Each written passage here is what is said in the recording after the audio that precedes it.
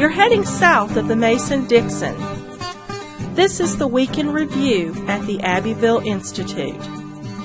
Here is your host, Brian McClanahan. Welcome back to the Week in Review at the Abbeville Institute. This is your host, Brian McClanahan, and this is episode 127,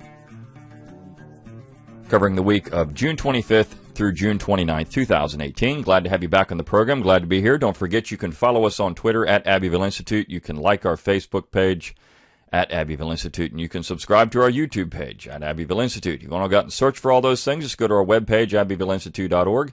At the top of the page, you've got all our social media buttons. You can also give us an email address there, and we'll give you our free ebook, Kirkpatrick Sales Emancipation Hell, and you get our daily dose of Dixie Monday through Friday, and our weekly email on Saturday or Sunday with a link to this podcast.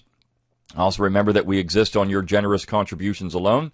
So if you like what we do, if you like our podcast, our website, our conferences, our programs, please consider making a generous contribution to the Abbeville Institute. You can find the way to do that at abbevilleinstitute.org. At the top of the page, you'll see a button that says support and donor options. We have a new donor interface, so you can use a credit card through Stripe or PayPal.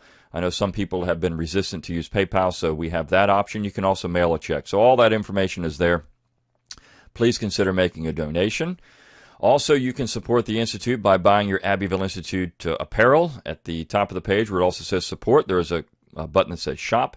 So click on that, and you can go out and get all of our embroidered apparel, golf shirts, T-shirts, hats, a lot of great stuff there. So go out and get that too. Wear your Abbeville Institute apparel out and let people know that you support us and what we are. I think that's a nice way to do it.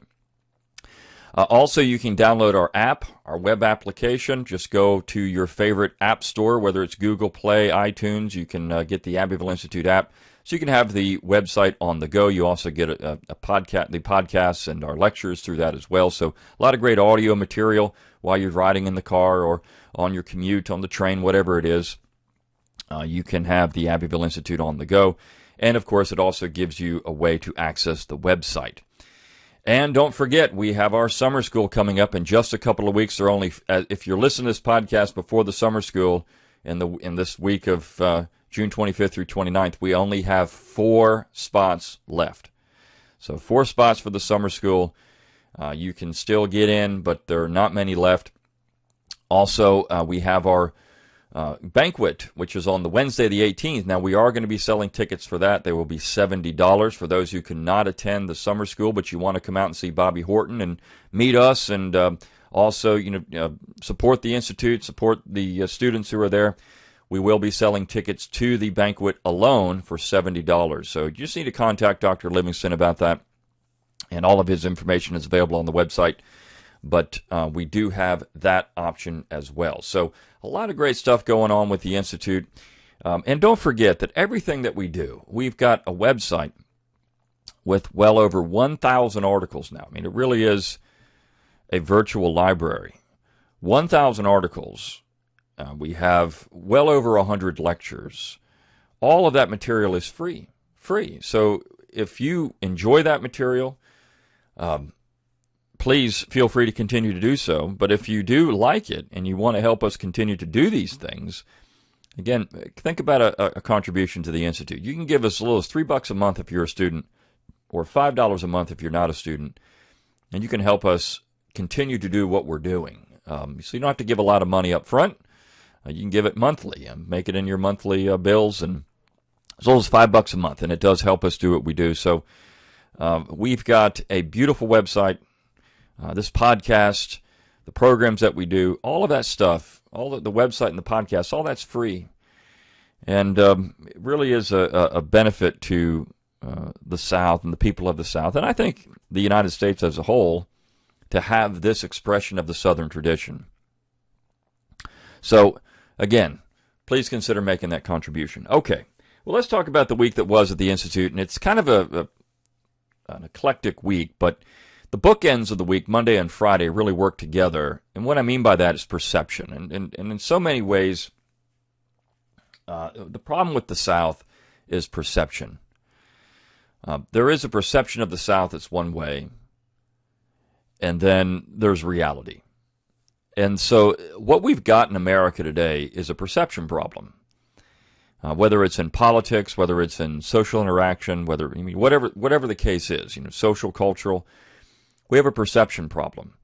You have one side that firmly believes that the South is the evil other in America, that there's nothing in the Southern tradition that's valuable, that Southerners were just traitors, bad guys, awful people.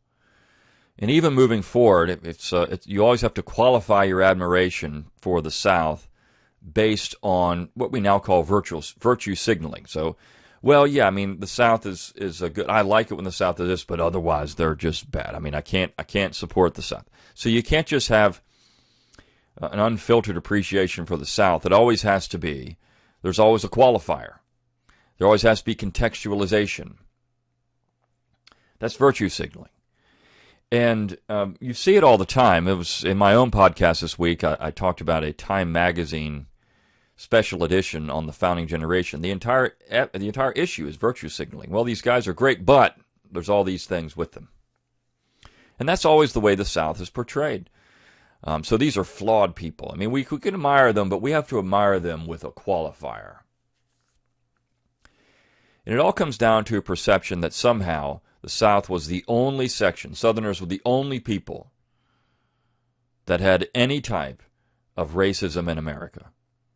That's just simply not true. Look, the entire history of the United States is, particularly in the 19th century, you could find very few people that were not racist in America at the time. Very few people.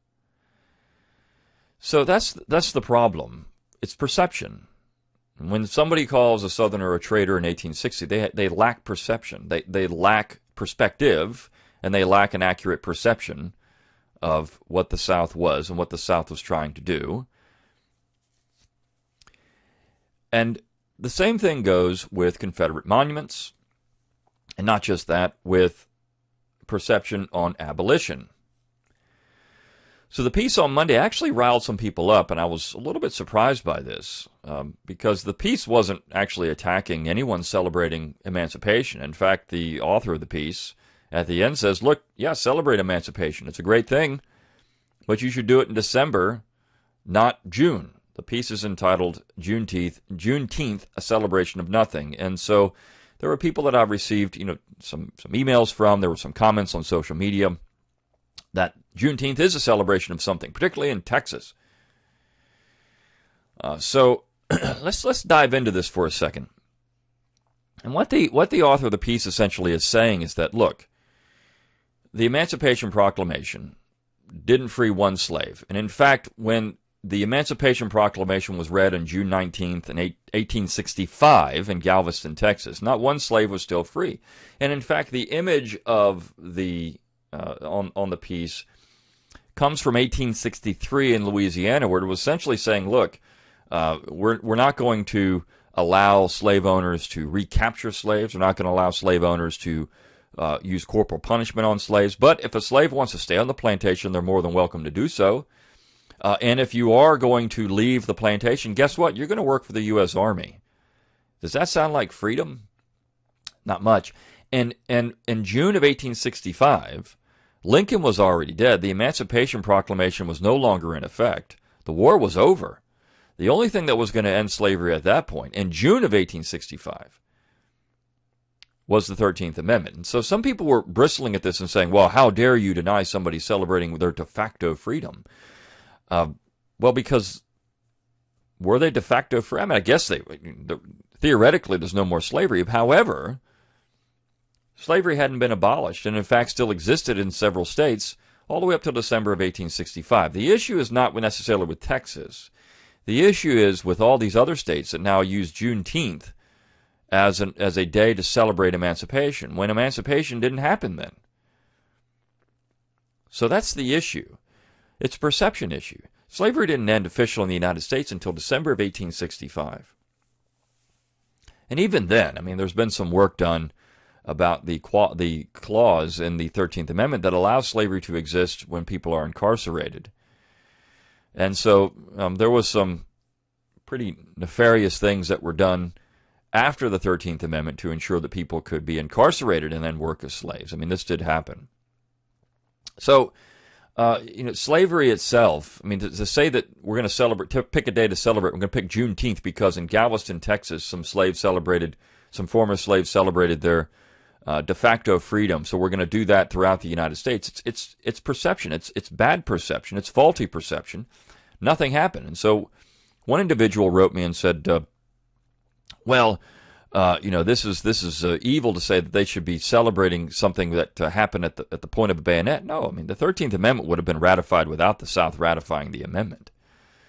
It would have happened anyways.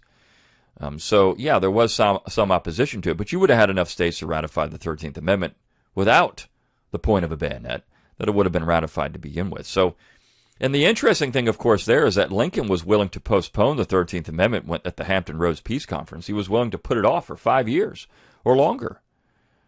So slavery, if Lincoln had lived, if the South had actually decided in early 1865 they were going to come back in the Union, Lincoln was willing to compensate slave owners for slaves. He was willing to postpone the 13th Amendment. That was negotiable. Everything was on the table. All the South had to do is come back in the Union. Of course, they wouldn't. Jefferson Davis was insisting on independence. Independence was first and foremost. And of course, Davis was also willing to discuss the end of slavery with the Kenner Mission. So this is all wrapped into that. It's perception. The perception that June 19th somehow is a day where slavery ended is just faulty. And no one should celebrate. If you want to celebrate it in Galveston, Texas, because that's a local holiday, fine. But really the day that anyone should be celebrating. And this is also, sometimes you get into the idea that, early January is a day to celebrate the end of slavery because that's when the Emancipation Proclamation was issued. Again, false. The day that should be celebrated as Emancipation Day in America is December 6, 1865, the day the 13th Amendment was ratified, because that's the day slavery legally ended everywhere in America. Didn't matter where you were. It didn't matter in the United States. It didn't matter if you were in the South or the North. There was no more slavery in the United States. December 6th. If that's the day you want to celebrate, so this is perception. Okay, the problem is that.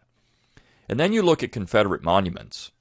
On the flip side of that, the perception is these monuments were erected to perpetuate the idea of slavery, which is completely false. And of course, Philip Lee wrote this piece, and he goes off this chart. We've talked about this on the podcast before, using these statistics. Actually, we've had a couple of pieces on this. In fact, using this exact same chart and saying, no, this is false. When you look at what's happening here, is there something else going on? Is this all about Jim Crow, or is it the fact that by the 1890s into the early 20th century, you're getting to the 50th anniversary of the war, and so people are starting to think about that. The other thing that's going on there, of course, is that Southerners finally had a little bit of cash. They could build monuments. These monuments were about love, not hate. And I know that people bring up, well, somebody said something racist in one of these speeches. Well, okay, Americans in the 19th century and early 20th century were racist, North and South. But that doesn't mean anything because it doesn't get into the motivation for building the monument. The monument was about love. It was about respect for people that had died, for those that had fought, for loved ones, brothers, fathers, cousins, grandfathers at some point, uncles, sons. That's what these monuments were about. And they were being built with pennies, literally pennies. People that were sending in as little as they could, or as much as they could, which was oftentimes pennies. These little amounts of money, they were being collected so that people could actually build these monuments.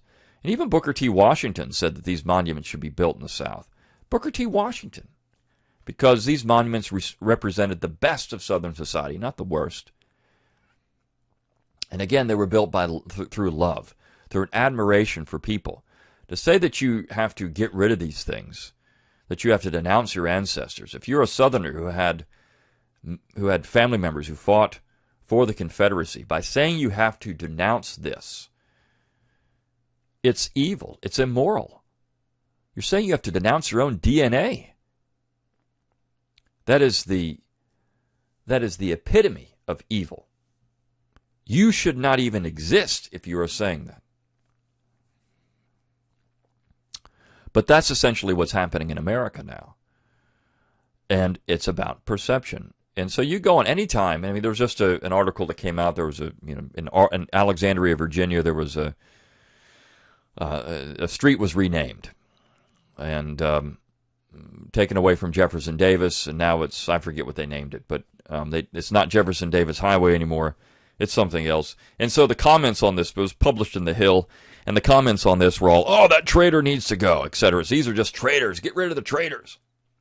And of course, there was a school renamed in Virginia. It's no longer, I think it was Jeb Stuart. It was I believe it was Jeb Stuart that was the name of the school. Now it's Barack Obama School. So, okay. I mean, if you want to change the name of a school, fine. But the reason to do this and the choice of people, I mean, it reflects what's going on in society at large.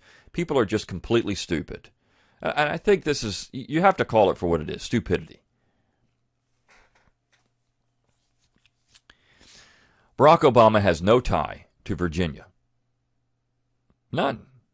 Barack Obama is from Illinois. I mean, if you just want to say he's from a state, or Hawaii, I could understand in Hawaii or Illinois naming a school after Barack Obama, sure. And you want to be proud of Obama in Illinois, you want to be proud of Obama in Ohio. Okay.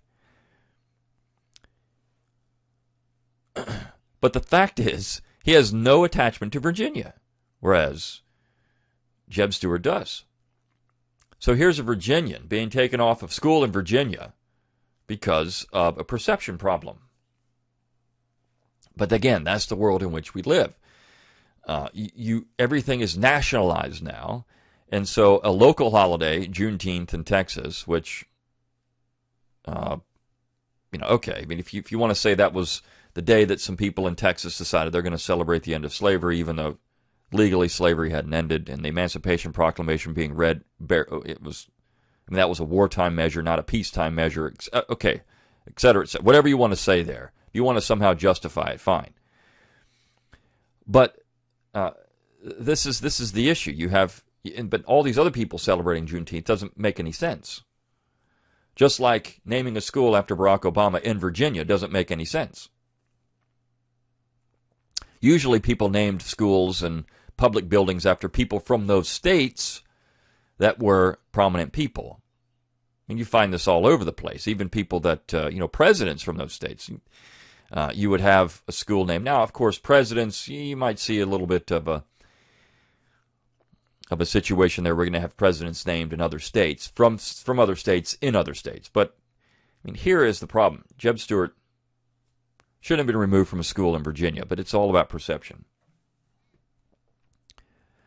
And not only that, so we had those two pieces, and then we had one piece on Thursday, Why the South Needs the Electoral College, written by Michael Arnheim. And Michael Arnheim is a pretty prominent constitutional scholar. He's actually a barrister. He's written the Constitution for Dummies, but he's a London barrister, and he's an interesting guy. And of course, this particular piece gets into how the Electoral College protects sectional minorities, like in the South. The South and of course, the left knows this, and people on the left know this, that what they really want to do is get rid of the Electoral College because it allows for what they believe is the original intent of the United States, which is a direct democracy. I mean, this is what they think. And so there's a push for the National Popular Vote Initiative. And I wrote about this in my Founding Fathers Guide to the Constitution in 2012. And the idea is that what these states will do is they will allocate their Electoral College votes to whoever wins the popular vote. It doesn't matter who wins that state. It only matters who wins the overall popular vote. Now, of course, the popular vote isn't even counted according to the Constitution. This is only something people started doing in 1824. Up until that point, nobody cared about the popular vote. It didn't matter who won the overall popular vote. It only mattered who won the states. And it still only matters who wins the states. It is a real federal feature of the Constitution. There are a few federal features of the Constitution. One is the Electoral College. The other is the Senate, the original Senate, which of course was destroyed by the 17th Amendment. And then you have the way of electing the president if there is less than a majority in the Electoral College, which is the states get to choose the president in the House of Representatives. So the states still have complete control over the executive branch, in theory, and it always was that way, with the states electing the senators, and the senators have advice and consent. The states controlled the executive branch. So what people are trying to do is get rid of that. We're trying to make this government completely national. And if you got rid of the Electoral College, what you would have then is a national government, which is not what the founding generation wanted. Now, so he has a proposal, there are some things we should do, and I'm not going to get into that. The point of all this is, of course, is that the South has, particularly since the 1840s, has always been threatened as a section, for whatever reason. But certainly, the Constitution, the mechanisms in the Constitution that are there to protect minority sections or states are something worth hanging on to. But can the South be protected simply by the Constitution alone? Southerners didn't believe so in 1860 and 61, which is why they left the Union. Moving forward today, can political minorities, sectional minorities, be protected by the Constitution? This is where we've gotten into things like, should California secede? If California firmly believes it cannot be protected, is secession the remedy? Or how about Vermont? There was a strong secession movement in Vermont. How about Hawaii? If these sections, these states, don't believe that they can be protected by the Constitution, which maybe they can't anymore, maybe certain cultures cannot be protected by that, is secession an option? So this is a real conversation to have in the 21st century. As the United States has gotten larger and larger, is it too big? Is the real problem here that we have alien people governing other people? I mean, are Americans angry because of that situation? It's something Dr. Livingston has done a lot of work on. Is America too big? Kirkpatrick Sale. When you look at the size of states, we have a United States. We don't have the United States anymore. We don't have a general government. We have a national government that's going to micromanage every single issue. The reason that we have people going berserk because a Supreme Court justice decides to retire is because we've nationalized everything. It shouldn't really matter at all. None of these issues that go before the court should even go before the court. It should all be handled by the states. But we think because something happens in one state, it affects me. If I live in Alabama and something happens in California that affects me, it doesn't affect me one little bit. Whatever they do in California is what they do in California. I could care less. Whatever they do in Massachusetts is what they do there. Whatever they do in Georgia, right next door, is what they do there. Unless I have to drive through Georgia all the time or live in Georgia, I don't care. Mississippi, what they do in Mississippi is what they do in Mississippi. The people in Mississippi can handle that. In other words, you sweep around your own back steps. You take care of your own backyard. But the problem is we think that we need to be protesting and controlling what everybody else does in every other state. And that's not the way the Union was devised. It's not the way it was designed. In fact, the founding generation talked about this over and over again. We have different climates, different sections, different peoples, different cultures. What may work in the South won't work in the North, and et cetera, and vice versa. And so when it was interesting if you read the Massachusetts debates when it comes to ratification, because there were people that brought up in Massachusetts, well, I don't know if we want to be in a union with slaveholders, but the proponents of the Constitution, those that wanted it, said, look, what are you worried about? What are you worried about? Those people can't do anything to us. This is a general government. They can't affect what we do in Massachusetts. And those of you that are clamoring for annual elections, why? It's a general government. It has very little power over our domestic concerns. What we want to do in Massachusetts is what we do in Massachusetts. What they want to do in South Carolina is what they do in South Carolina. This was brought up over and over again in Massachusetts. In Connecticut, same thing. You don't have to worry about those Southerners because they're not going to affect us. We get to do whatever we want in the state of Massachusetts or Connecticut outside of these certain powers that we have granted to the general authority and denied ourselves at the state level, which is commerce, international commerce, defense, and that's it.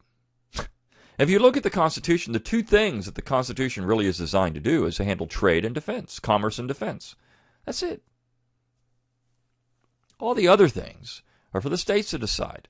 All these issues, these hot-button issues, whether it's, take your pick of whether it's a left-wing issue like legalization of marijuana, the general government has no control over that. Or abortion, the general government has no control over that. These are state issues. Always have been. The penal code, when you look at capital punishment, these are state issues. Now, if you want to say the general government, if you want to argue at the general level that, about capital punishment, if the federal government can actually pass a law that inflicts capital punishment, well, that would be an Eighth Amendment issue. Otherwise, the state of Alabama or the state of Oklahoma or the state of California can do whatever they want with their own state laws. There's no appeal to the general government in that way. There's no Eighth Amendment issue there.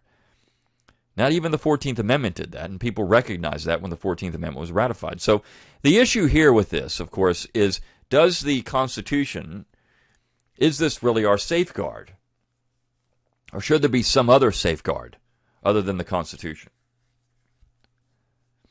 The Constitution hasn't worked for a long time. It's been shredded for well over 150 years. I could even argue the Constitution was shredded in the first Congress when it was ignored with Hamilton's economic program, right? So the Constitution is not your be-all, end-all. This has to be something else, and there has to be some other recourse. This is what Jefferson and Madison were talking about in 1798. The states have to be the bulwarks. They have to be the hedge against unconstitutional authority, not some Supreme Court or some mechanism like the Electoral College. Though I think it's interesting to point out, look, the Electoral College is there to protect the states. There are federal features of the Constitution, and those that are trying to get rid of it know this, which is why they want to get rid of it. Now, the last two pieces of the week have to do with art and museums, and so they're a little cultural here. And there is a perception among Northerners that the South really didn't produce much in the way of art, literature. But this little book, and in fact I ordered it because I had never seen this, but it's entitled The Art of the Old South, Painting, Sculpture, Architecture, and the Products of Craftsmen in the South from 1560 to 1860. 300-year period. It's written by Jesse Posch. And it's an interesting book. It's actually more of a coffee table book. It's a thick book. It's got a lot of illustrations in it. And it gets into all the different types of art that were produced in the South. And good stuff, not just, material that people wouldn't recognize as good art. And I actually live near a city that has a little Southern art museum, and they do things other than just paintings. They have crafts, the work of craftsmen, quilting, for example, your crafts that are also works of art. And so this book covers that little-known part of Southern culture. It needs to be better explored because the South did produce a beautiful array of artwork. Furniture, silver, needlework, pottery, glass. In fact, an interesting part of Southern artists is glasswork, etched glass. That's often not known. Furniture produced in the South. In fact, High Point, North Carolina used to be the furniture hub of the United States. But architecture, looking at how homes were built, all of this stuff, including painting, all of these things are a beautiful part of what makes the South a uniquely important part of American culture, a real part of American culture. And certainly Southerners were modeling these things, particularly in the colonial period after the English. This is what they loved. But there were real Southern artists and architects. And that is often overlooked. No one goes to an area, when people come to the South, what do they want to see? They want to see plantation homes. They want to see what the Old South brought. That's what they want to see. And in that same vein, there's the article on Wednesday, Shrine of the South by Lewis March. It's a piece on an unknown museum, the Newmarket Battlefield Military Museum. in Virginia, New Market, Virginia. This is a personal collection, basically, that turned into a museum. And nobody really knows about it. But it's a wonderful place that people should go visit. And it's one of these little gems of the South, little hidden gems that shows Southern. Now, this is about the New Market battle, but it has a tremendous number of artifacts in it from the South, from the war itself, but from the Southern side. And so if you're looking for artifacts, again, a reflection of the Southern people at the time, it's a great place to go because it has anything you want to see there. And the man who created the museum said, look, we just need something like this. We need some place to collect Southern artifacts. And so he did it. It's an expression of the South and Southern culture. And so there are these things all over the place. And it's perception. We're dealing with perception. And so we have to continue to push back against the idea that the South has nothing to offer, that these other things that we talk about, whether it's monuments or holidays, these type of things, there has to be a real tangible thing to it. And you can't just say, well, we're going to celebrate this because of something that happened here in this local area. You can't just spread that out everywhere else. In monuments, why are these things built? You have to understand the time. This is perception. It's a perception problem. Until next time, good day.